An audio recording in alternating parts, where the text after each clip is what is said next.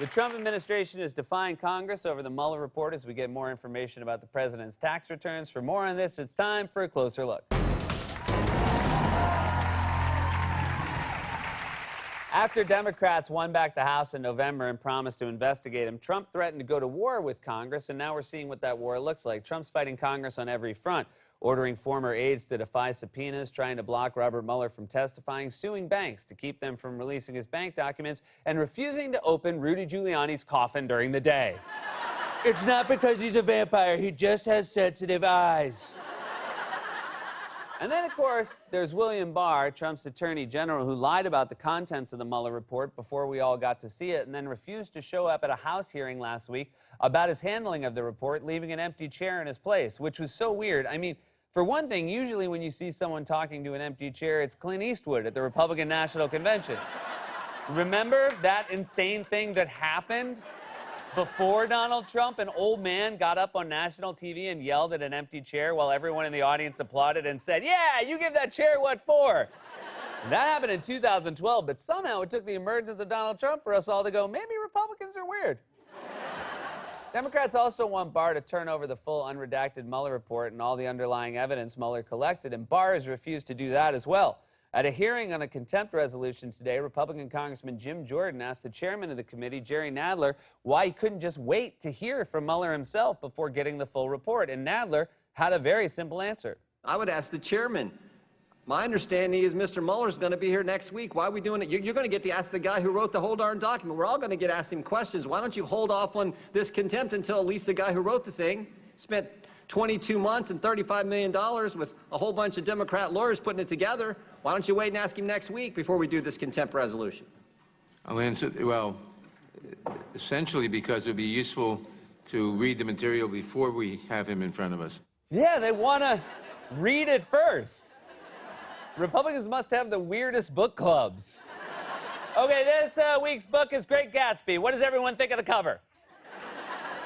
While Trump's administration is trying to block the release of the full Mueller report, they've also been in the middle of a standoff with Congress over Trump's tax returns. Democrats formally requested Trump's tax returns, and this week the administration refused to hand them over. Last month, Trump even implied that Mueller had looked at them and decided there was nothing wrong. I thought after 2 years, we'd be finished with it. No, now the House goes and starts subpoenaing.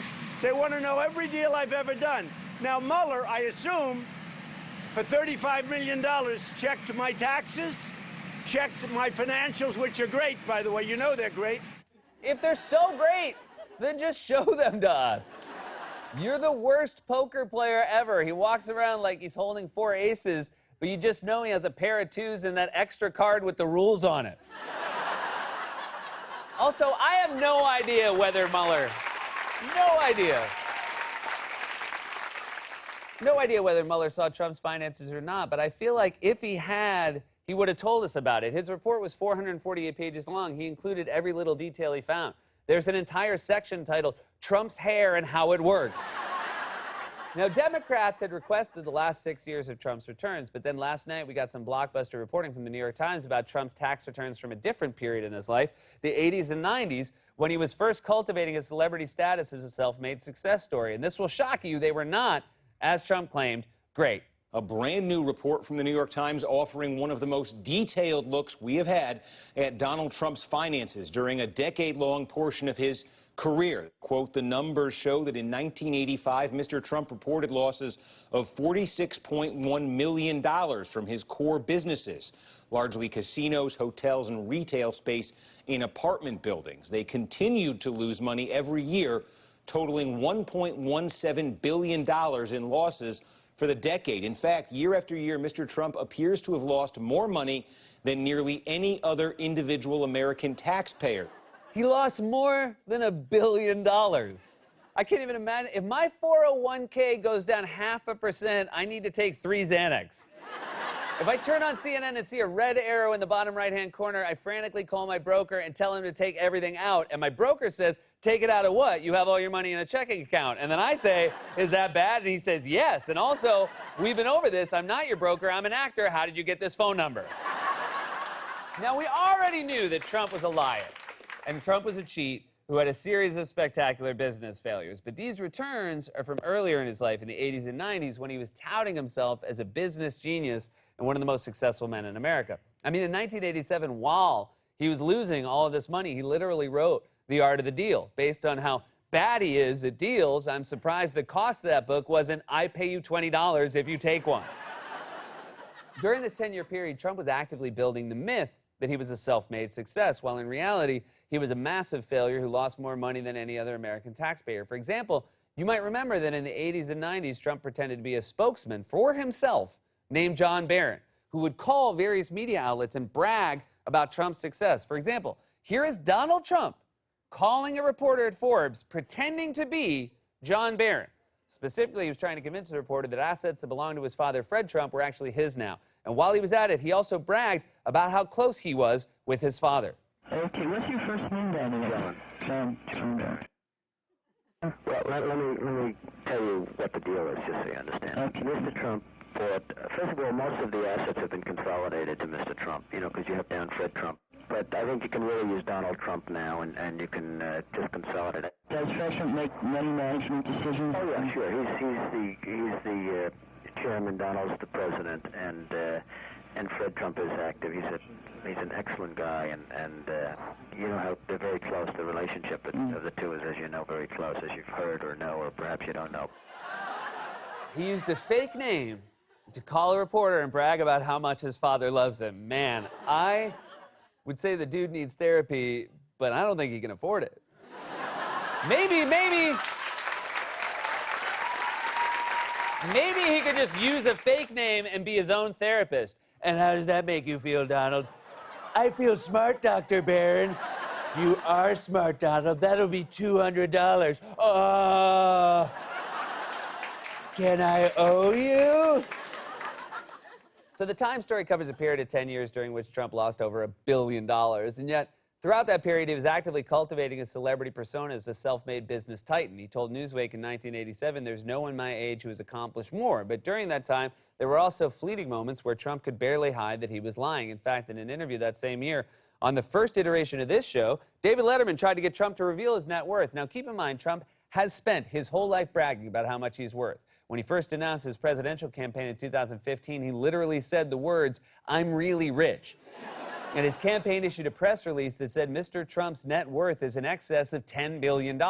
And you know it's true because it's in all caps. It's like when you get an email with the subject line erectile dysfunction medicine, you're suspicious. But when it says free boner pills, you know it's legit. And yet in 1987, the year he published The Art of the Deal and cast himself as a self-made business genius, his tone was very different. When Letterman asked him the question, you could tell Trump, who has openly bragged throughout his life about how much money he has, did not want to answer. How much are you worth right now as you're sitting right here? Zero idea, David. It depends on what's happening with the world and the market. I think this is the kind of thing that people love to fantasize about because you are unquestionably one of the most successful men in the country, if not the world, and also one of the wealthiest. So give us a figure that we might ponder here. You'll never get it out of me, David. You'll never get it out of me. You won't put a figure, just an imaginary Never have, figure? Never would. $1 billion. You're worth $1 billion? Perhaps. Perhaps. Perhaps. I mean, look how young he was. What happened to you, man? I mean, you actually used to look like a normal person. How did that guy turn into this guy? I mean, that looks like the before and after in one of those anti-drug PSA. And of course, look, Trump was never a successful businessman. He just played one on TV. Expecting Donald Trump to exhibit business acumen is like expecting George Clooney to do an arterial bypass. But this isn't just a story about Trump. We already knew he was a con artist. It's also a story about the thing Trump cynically claimed to fix, the thing he actually benefited from his entire life, the rigged system. Most regular people are one layoff or medical emergency away from a financial crisis, but this guy lost $1 billion over 10 years, and he ended up fine, except for the fact that he went from looking like the Wolf of Wall Street to a guy getting chased by a pack of wolves. Trump is defying Congress and subpoenas, and once again, we have more proof that he's one of the world's most prolific con artists. Congress is exercising its duty to investigate the president by asking for documents, and Trump is just saying, No. Caught me off guard with that one. That was real good. This has been a closer look.